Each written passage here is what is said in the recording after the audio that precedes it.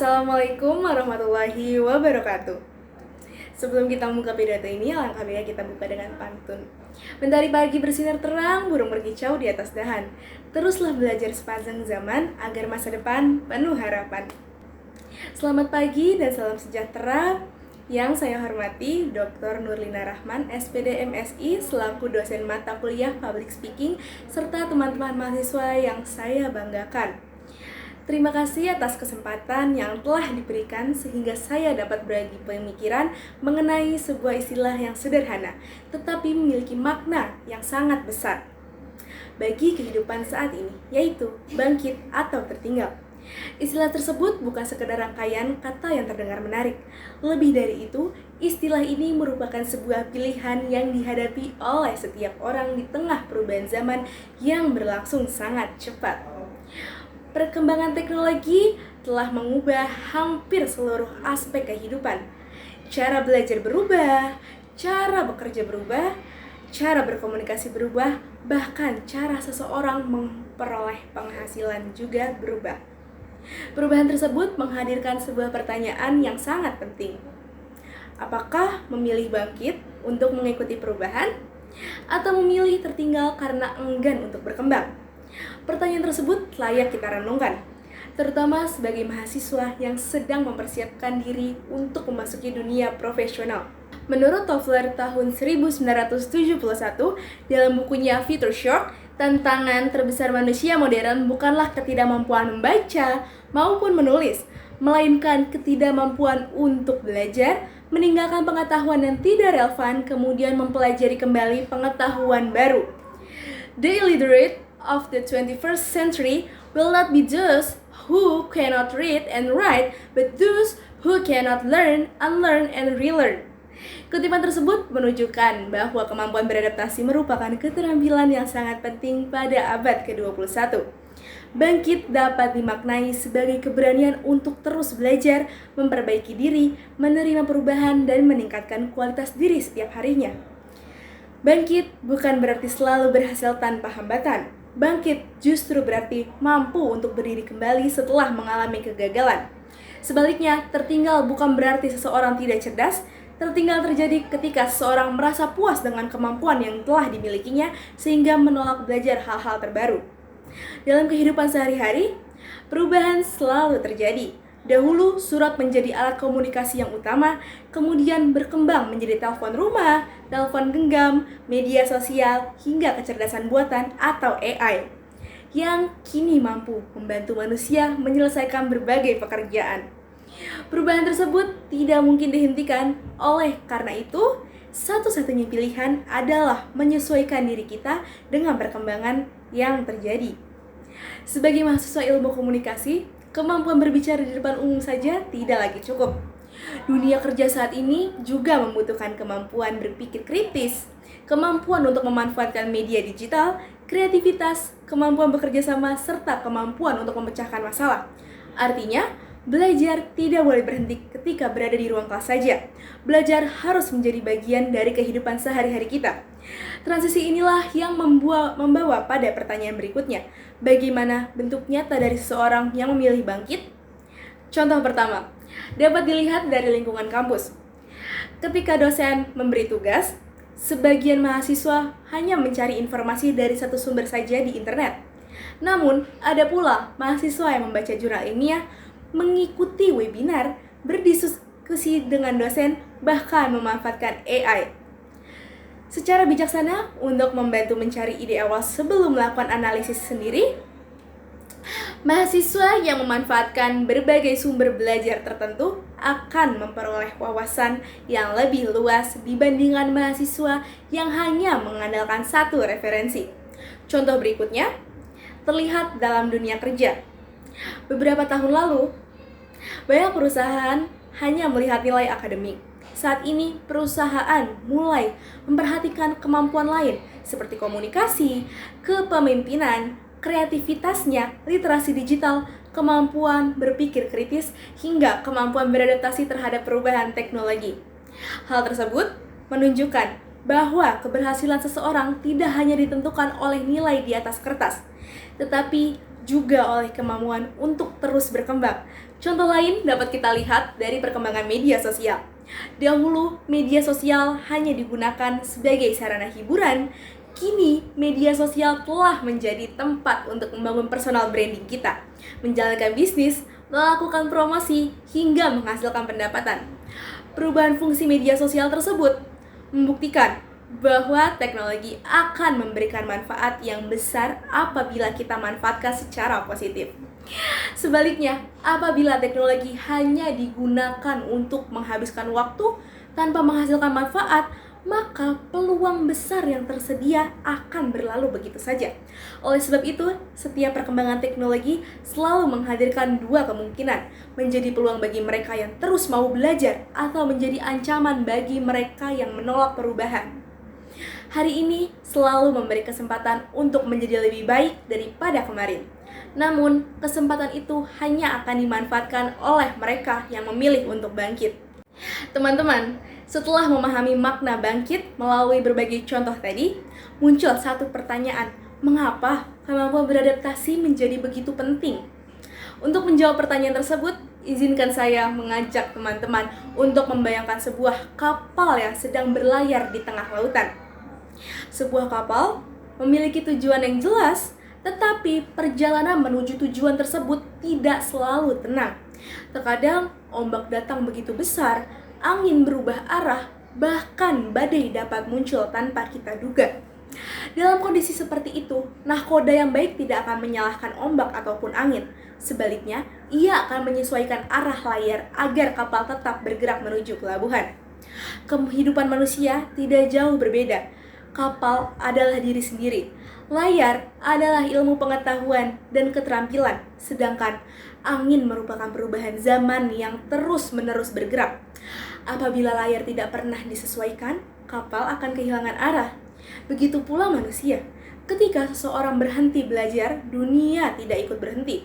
Dunia akan terus-menerus berkembang sehingga jarak antara kemampuan yang dimiliki dengan kebutuhan zaman akan semakin jauh. Analogi lain dapat dilihat pada pohon bambu.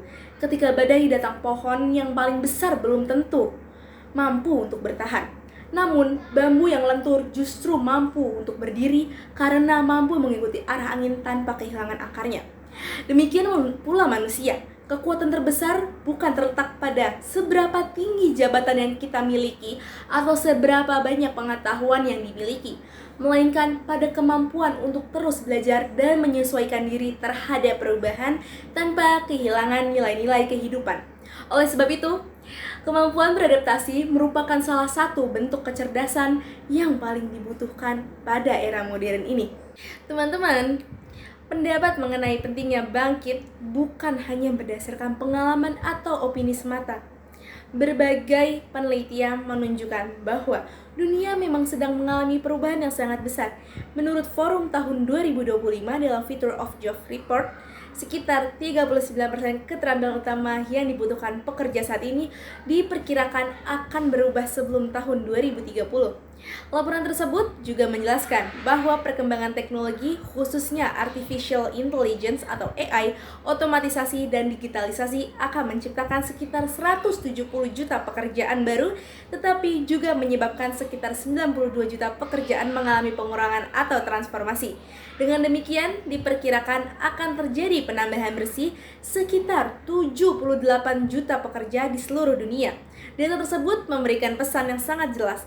Dunia kerja bukan hanya membutuhkan orang yang pintar, tetapi membutuhkan orang yang mampu untuk terus belajar sepanjang hayat. Di Indonesia, perkembangan teknologi juga menunjukkan peningkatan yang sangat pesat. Berdasarkan riset Badan Pusat Statistik melalui Telekomunikasi Statistik Indonesia tahun 2024, penggunaan internet oleh masyarakat Indonesia terus-menerus mengalami peningkatan dari tahun ke tahun. Internet kini telah menjadi bagian penting dari dalam pendidikan, pekerjaan, komunikasi, perdagangan, hingga pelayanan publik. Namun demikian, tingginya penggunaan internet belum tentu diikuti oleh kemampuan memanfaatkannya secara produktif. Oleh karena itu, Literasi digital menjadi salah satu kompetensi yang harus dimiliki oleh generasi muda agar teknologi benar-benar menjadi sarana untuk kita berkembang, bukan sekedar hiburan. Selain itu, dari UNESCO tahun 2026 melalui laporan Global Education Monitoring Report juga menekankan pentingnya pembelajaran sepanjang hayat atau lifelong learning. Menurut UNESCO, masyarakat yang harus belajar akan lebih siap menghadapi perubahan sosial, ekonomi, dan teknologi dibandingkan mereka yang berhenti mengembangkan kemampuannya.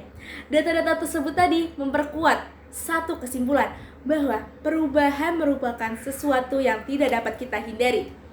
Pilihan yang dimiliki hanyalah beradaptasi atau tetap tertinggal. Teman-teman, selain data penelitian, terdapat banyak tokoh dunia yang memberikan inspirasi mengenai arti sebuah perjuangan. Salah satunya adalah dari Nelson Mandela, Presiden Afrika Selatan sekaligus penerima Nobel Perdamaian.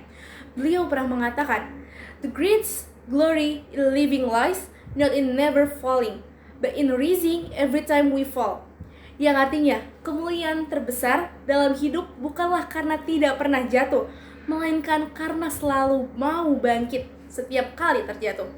Kutipan tersebut tadi mengajarkan bahwa kegagalan bukanlah akhir dari perjalanan. Kegagalan hanyalah bagian dari proses menuju keberhasilan. Hal yang sama juga disampaikan oleh Jack Ma, pendiri Alibaba Group. Dalam berbagai kesempatan, beliau menceritakan bahwa dirinya pernah berkali-kali ditolak ketika melamar pekerjaan. Bahkan, ia pernah gagal masuk perguruan tinggi dan ditolak oleh banyak perusahaan. Namun, semua kegagalan tersebut tidak membuatnya berhenti untuk belajar. Pengalaman tersebut tadi menjadi bukti bahwa kesuksesan tidak dimiliki oleh orang yang tidak pernah gagal, tetapi dimiliki oleh mereka yang tidak menyerah setelah gagal. Sebagai mahasiswa, mungkin pernah mengalami nilai yang belum memuaskan, organisasi yang tidak berjalan sesuai harapan kita, atau rencana yang tidak berjalan lancar. Semua itu merupakan bagian dari proses pembelajaran ini. Yang terpenting bukanlah berapa kali mengalami kegagalan, melainkan berapa kali kita mampu untuk bangkit untuk mencoba kembali. Karena sesungguhnya orang yang sukses bukan orang yang selalu berada di depan, melainkan orang yang tidak pernah berhenti melangkah meskipun jalannya terasa berat. Teman-teman, setelah memahami makna bangkit melalui penjelasan, contoh, analogi, data, dan pengalaman tokoh dunia, tibalah saatnya untuk kita mengambil keputusan. Apakah kita ingin menjadi pribadi yang berkembang? Ataukah justru kita memilih untuk tetap berada di tempat?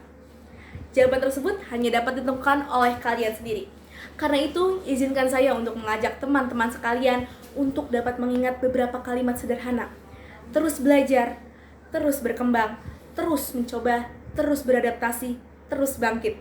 Jangan pernah takut menghadapi perubahan. Jangan pernah takut untuk mempelajari hal baru. Jangan pernah takut gagal. Jangan pernah takut untuk memulai. Sebab setiap keberhasilan selalu diawali oleh keberanian untuk mengambil langkah pertama. Perubahan tidak menunggu siapapun. Waktu tidak berhenti untuk siapapun. Kesempatan tidak datang 2 kali dengan cara yang sama. Oleh sebab itu, selama masih memiliki kesempatan untuk belajar, manfaatkan kesempatan tersebut dengan sebaik-baiknya. Selama masih memiliki kesempatan untuk memperbaiki diri, lakukanlah dengan sungguh-sungguh. Dan selama masih memiliki kesempatan untuk bermimpi, perjuangkan mimpi tersebut dengan kerja keras. Teman-teman, ada satu kalimat yang ingin saya titipkan untuk selalu kita ingat. Bangkit bukan tentang menjadi lebih hebat daripada orang lain. Bangkit adalah keberanian untuk menaklukkan rasa takut, mengalahkan kemalasan, dan membuktikan bahwa masa depan dibangun oleh usaha kita, bukan oleh alasan. Tidak semua orang lahir dengan kesempatan yang sama. Tidak semua orang memiliki kemampuan yang sama. Namun, setiap orang memiliki kesempatan yang sama untuk belajar, berkembang, dan memperbaiki diri. Karena itu, jangan pernah menyerah hanya karena perjalanan terasa sulit. Kesulitan bukanlah tanda untuk kita berhenti, melainkan tanda bahwa seseorang sedang bertumbuh. Izinkan saya untuk menyampaikan sebuah kalimat yang menurut saya sangat indah untuk direnungkan. Ilmu adalah cahaya yang menerangi jalan kehidupan. Semangat belajar adalah langkah yang membawa seseorang untuk menuju masa depan, dan keberanian untuk bangkit adalah kunci yang membuka setiap pintu kesempatan. Keindahan hidup bukan diukur dari seberapa mudah perjalanan yang dilalui, tetapi dari seberapa besar manfaat yang mampu diberikan kepada orang lain. Karena sesungguhnya manusia terbaik bukan hanya yang berhasil untuk dirinya sendiri, melainkan yang mampu menginspirasi orang lain untuk ikut bangkit. Teman-teman, saya berharap tema bangkit atau tertinggal ini tidak berhenti menjadi judul dalam tugas public speaking saya kali ini. Semoga tema tersebut menjadi pengingat dalam setiap langkah kehidupan kita. Semoga setiap tantangan yang teman-teman hadapi menjadikan diri lebih kuat. Semoga setiap kegagalan menjadi pelajaran yang berharga untuk kalian. Semoga setiap ilmu yang dia pelajari menjadi bekal untuk memberikan manfaat kepada masyarakat. Dan semoga seluruh mahasiswa ilmu komunikasi mampu menjadi generasi yang adaptif, kreatif, berintegritas, serta mampu menghadapi perubahan zaman dengan penuh percaya diri. Teman-teman yang saya banggakan, perubahan akan terus terjadi, teknologi akan terus-menerus berkembang, persaingan akan terus meningkat. Namun, satu hal yang tidak boleh berhenti adalah semangat untuk tetap belajar. Sebagai mahasiswa, masa perkuliahan bukan hanya tempat memperoleh gelar saja, tetapi juga tempat untuk membangun karakter, memperluas wawasan, meningkatkan kemampuan, dan mempersiapkan diri menjadi sumber daya manusia unggul. Mari jadikan setiap tantangan sebagai kesempatan. Mari jadikan setiap kegagalan sebagai pelajaran. Mari jadikan setiap perubahan sebagai motivasi untuk terus berkembang. Sebelum mengakhiri penyampaian ini, saya menyampaikan apresiasi dan rasa hormat kepada Dr. Nurlina Rahman, SPD MSI, selaku dosen mata kuliah Public Speaking yang telah memberikan ilmu, arahan, dan motivasi sehingga kami dapat terus belajar mengembangkan kemampuan berbicara di depan umum. Terima kasih pula kepada teman-teman yang telah menyimak dengan penuh perhatian. Sebagai penutup, izinkan saya menyampaikan satu kalimat yang semoga dapat terus diingat.